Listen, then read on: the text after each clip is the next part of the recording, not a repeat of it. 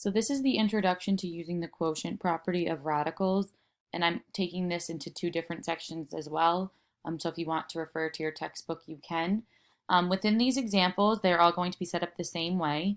And when you want to simplify fractions that are within a radical, always rewrite the fraction as the numerator in its own radical, so the radical 7 over radical 100.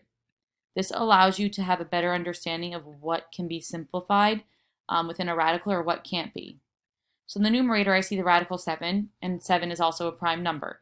So that means there's no perfect squares that are going to make up the number 7, so radical 7 is simplified in the numerator.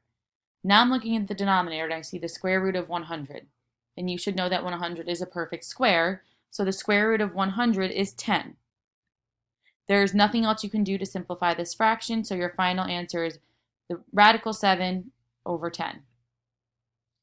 In the next example, we're going to do the same thing. We're going to break it into radical 11, or square root 11, over 81. 11 is also prime, and it can't be broken down any further. And I'm trying to do this as a coincidence, certain numbers that I picked for the numerator and denominator. So since 11 can't be broken down any further, it's just the square root of 11. And then I see that the square root of 81 is a perfect square, and that would give us 9. And that can't be simplified any further, so you leave that fraction alone. I do not want any decimals. In the last example, same thing. We have square root 4 over x squared. And I see that the square root of 4 is a perfect square, so that can be simplified to 2 in the numerator. And I know that x squared is a perfect square, which is just x, so my final answer is 2 over x.